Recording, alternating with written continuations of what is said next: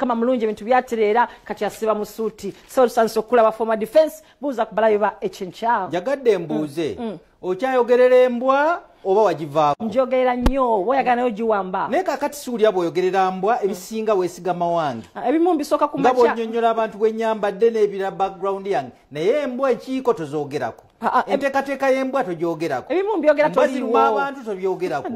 kakati tukoze tuti embwa efuuse embwa complaints zijja naye PRO tabyogerako kakati goli kubya GS kasita okola ku poliisi tujja gambe nanga Garden Rose tubagala nnyo yonna gye muli omwana ayise mu ssomero eryo oluzungu oluwulira luba fluent omwana ayise mu ssomero eryo aba n'eddiini so nolwekyo abaana mubatwale kuwa Garden Rose naye tubajjukiza ndi ngenda kusomwezi 19 omwezi guno gwe tutandise leero yembuutikizibwaguuga wakati mu luguudo ziri nguudo kubanga luli tubadde tugala luguudo naye kati ziri enguudo zombi tugenda zisiba so nolwekyo mujja okuyingira setemeka mutwalo gumu gokaayi abayimbi mu luguudo ebyokulya mu luguudo okukyakala mu luguudo mujje tuzanyireko ffe ng'abantu abakulu mujje tuzanyireko mu luguudo omulundi ogukola ki ogusooka betulina tubabuzako omukulu Paulo Basiima emutungo oli otya nkubuzako Paulo Terugulo oli ku parliament naye tukubuzako omukulu Christopher Kiza kusike kabaka njagala ndabira Anet Ismail Walusimbi ono ye ssentebe w'abebizindaalo radios ne community radios mu ggwanga tukubuzako Rachel ne Dan setubali kawuku ku divine night tukubuzako wamu ne nalongo ne Salongo Bosa eri Forest Park Buloba bandabire bonna bemuli nabo okay mwami gabogola tukubuzako n'omukyala ne timu nayo naye batugambye nchino okwemuli waliwo alibuyukwe waliwo Musa Moses Medi ne Gertrude mulimu owino bakera bukezi banafu babeerako nga tulaba muli namwe ate mwiri ba style yamwe twelabidde ologo bangambye abali ebuwama mulina edduka lye muliko ery'amasanyalaze namwe tuyanziza okubate nga mutulaba sirabidde ate bantu bange abali erije cha enyama side ze namawojolo atujja mu mpaka z'okufumba nga wakaitawo ku Rose from Factory atujja mwe bomu ku butale tulina okutukako mpaka zaffe ez'okufumba ezinatira ate okuyingirawo Pirato kyamujjukira Pirato mumanyi kumbuzi ali wano kumbuzi yomu kuba wangula waliwo ne Maria akutumira naye ali kumbuzi ali atya ali okay Mama Jackie Rwanda nawo sirise nnyo tukwagala nnyo Dola wanjisebo kitalo nnyo kitalo ddala eky'abasirikale baffe babiri ebusiika abattiddwa mu kyekikesiza leero n'abalala babiri ne batwalibwa mu ddwaliro ly'ebbombo ery'amagye nga bali mu mbeera mbi abattiddwa kuliko Alex Wagaluka ye OCCID abadde OCCID w'ebusiika ne PC Moses Omoro bwe babadde bonna ate abalala abawereddwa ekitanda kuliko Stephen Odama ne munnaffe Adrian Ochom bali mu ddwaliro ebbombo oluvannyuma lw'abaziga b'emmundu okubalumba ne babakuba ne babatta emmundu 2 bazitutte kigambibwa abazigu balesewo pisto naye nga Stephen Odama ali mbeera mbi ddala katugendeko omwogezi wa poliisi mu ggwanga Afande Fred Enanga gwe tufunyeko ku makya ga leero katubuulire embeera nga bwe yabadde. Inspector General wa Police avumiridde obulumbaganyi obw'ekikambwe bwakoleddwa ku police station eya Busiika ng'ennaku z'omwezi 31 omwezi ogw'ekkumi essaawa ng'emu n'ekitundu oluvannyuma lw'abazigu abakoze obulumbaganyi buno okutta abasirikale babiri ne balumya abalala babiri omu yafunye ebisago by'amaanyi oluvannyuma ne bakuliita ne poliisi n'emmundu za poliisi 2 bye twakazuula biraga nti abazigu bano ababadde bateebereza okubeera 7 bafulumidde mu nsonda 3 ne balyoka nga balina pisto n'emmundu bafulumiza amasasi agattiddewo Detective Inspector wa Police Wagaluka Alex ono abadde atwala ebya CID ne Police Constable Ongol Moses era mu bulumbaganyi muno batuusizza ebisago eby'amaanyi ku bapoliisi balala babiri Police Constable Chom Adrian ne Police Constable Dama Stephen. Odama Stephen ali mu mbeera mbi ddala bano baddusiddwa mu ddwaliro ery'amagye ekkulu erya Bombo Military General Hospital. Abazigu bagezezzaako okwokya police station eno ey'e Busiika ne bookya ne fayiro zonna eza police naye abatuuze aba Busiika Town Council bakoze kinene nnyo ne balyoka bazikiza omuliro guno n'okutaasa police station era tubeebaza olw'ekyo.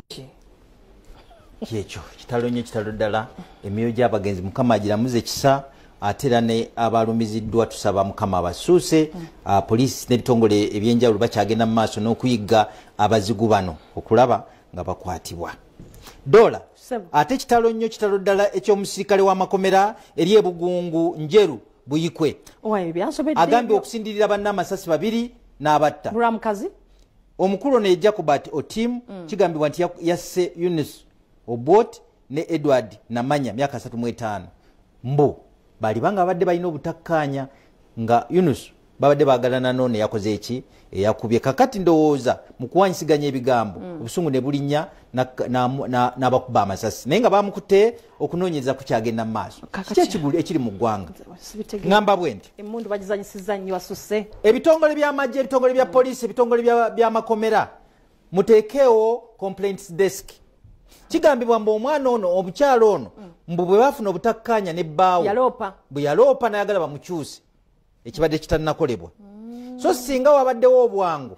ku complaints desk ne bawuliriza ensonga ze osanga yali badde tusavinga obulamu bw'abantu bano n'ekirala waliwo enkola poliisi gyali ereese ey'okucekinga abantu emitwe simanyi oba yaggwerawa tusaba ebintu bino biba bitukize kubanga abantu balwadde abantu balina obuzibu n'ekirala okuba nti waliwo centers oba ebifo mu poliisi abantu basobola babudaabudira ayinza okuba poliisi naye ng'omutima gwe munafunafu oluusi ng'ensengu kutudde oluusi omwagalwa kutudde alaga wa poliisi oyo mbaterewo obufo wasobola okubaako gwayogera naye nakkakkana. Ebukomero waliwo omukuumi w'ekitongole ky'obwannakyewa gwe bakubye amasasi abadde akuuma ssaako mundu bagitutte private guard nga kisusse bagitutte naye nga poliisi ekyabuliriza okuzuula abali emabega w'ebikolwa bino kitalo nnyo baba poliisi yo poliisi ekyemundu ekirowoozaako ki nga zisusse okuba nga ziri yegeyege obasooke bazizze wamukebereye oba bonna balina okuba nazo. Kibi nnyo ekyannamukadde emyaka 7 saidi z'eri Bushenyi agambibwa okusobya ku baana 2 ow'emyaka 79 ali myaka 7 bamukutte kakati agamanyi gagaweddemu ayagamalira ku baana ba banne. Chairman wa district y'Ebuko yakwatiddwa ku bigambibwa yasobya ku mwana omyaka 16 n'okugezaako muwamba ali ku CID. Kakati abazadde mbeere ku standby bandi tebannakyogera nti ministry erimu kuteesa abaana bayinza reporting nga temunnakitegeera oyinza okutuuka eka nga ovudde mu kikuubo ne bagamba Juma waali ministry erimu nteesaganya kulaba nti olw'Ebola ono atayingira mu baana tabu bandigiyimpaya biri mawulire g'olwaleero osobola okugulamu naye n'olaba ate ekinaaba kitya oba ne weeteekateeka okusinga nti bw'onooyomba nga bakomezaawo omwana wo n'akuwulira era bakomezaawo ekintu ekyo kinnuma ne bakomyawo abana omusana nagamba era bakomezaawo era bakomyewo ababugwa ate gwobawa omwana ate wabaleesa omuntu wemufaanagana ate oyomba okufa wufi omwana akutulinde bwati mukasonda n'ensawo ye muzadde obonaga kifaananyi ki ntwala omukisa guno okwagaliza abaana baffe aba P7 ebigezo baana bange ensi gye mujjamu si nnyangu ate bye musomye bye mugenda okuwandiika temupapa mbere bakkakamu ekirungi briefing ya Monday kakati ku Lwokubiri bagenda kukola okubala ne social studies ate olweggulo bakole religious education religious education ne social studies bigenda wamu olweggulo kati okubala kwe kusooka then ku Wednesday bakole integrated science n'oluzungu nze kambagamba babulirira abaana bano baana mwe kambabulira ensi gye mujjamu abantu bakowumu ate ndo si bukowumu bakowu ddala neto bamala maanyi omuntu yekyanga atomanyi kimwekyanza bwe yekyanga ng'omwana nga woli sirika bwagamba nti pa ku TV giveeko bwagamba nti genda onaabe toleega muntu mukulu sagamba omusajja alina brother we in fact mukozi munaffe wano yalina brother we yamuwa omwana we abeere ewuwe kakati ono egobawo omwana ng'akuba essimu agamba oli nti halo omanyi omwana kye yakoze bannange omwana bagenze ku kyalo eyo bawakudde entalo bandeetedde ebizibu kakati erosali wano eyomba ono yamugamba ogambye eki ngenda kuyitayo akawungeezi ono yali azze wano nga azze kukola amukuumira omwana oli atuka ku mwana yakuba omwana namumenya amagulu owuwe namumenya amagulu namukutula ona ate yalopye abali wano ngamubira essimu halo omwana bamumenya omwana amumenya amagulu ekino kikyamba nange muko wa kistayiro kyeyo naye nga ekinnuma waliwo omwana Lucy Misima ni mushaba omwana ono yabula wa P7 tebannamulaba tannalabika ne mawulire gaale Bwaakedde mwali so nolwekyo oba olina omwana ono bambi mukkiriza agenda akola ebigezo wiiki ejja wabula kankone kubasema kamwena mwina abaliyo nga mama Jackie mukyala we nyini gwe wakozesa okugenda mu kibiina okwewola sente ogende ate omalirize ebizibu bya Slay Queen naye takimanyi gwojoga wamugamba nina obuzibu ku mulimu nyamba ofune bukadde bubiri mukazi wattu nagwa mu mabanja nabuguta nawe akolerera gwe katugende musaala oli eri omaliriza nju yabali Essala kegende eri abaami awaka abali mukukuta ne kaada z'abaana ba P7 eyo mwana P7 gwe wazaala ebbali okukutira ki ogijje mu kisenge ogenda ogira mu booti ogitutte mu ntebe oyagala ogiteeke mu nsawo olyoka ofulume nayo amugamba oli wayi mpa x-ray yange eyo ngende weefudde atadde mu x-ray malayika no zikukkeko omanyi nti ono mwana wuwera musayi gugwo ne bwona okukuta era bajja mumanya ate wandi kukuta ku muntu ali kugasa ate ayinza okuba successful mu baana bonna kati kukuta mpola ebbali era nga tugamba enamba kogenda okusindika akatambyako eri 0776 87 75 28 0776 87 75 28 agenda okuwangula chapa nabukadde 10 twebaza nnyo Gerard Bate owanje of developers abatadde mu sente mwebale nnyo mwebalire ddala dola nga tumaliriza poliisi eggulu ekyakunya mukyala lawyer agambibwa okuba nti yafumise bbawo ekisona amutta bw'omukyala nabadde mukambwe nnyo omusajja amugererako bugerezi budde genda out dakika 3 okola okuba eriiso boodi okuba eriiso boodi okuba obuntu naye nekiri ye manager ekyamulesa akimanyi ali ku mulimu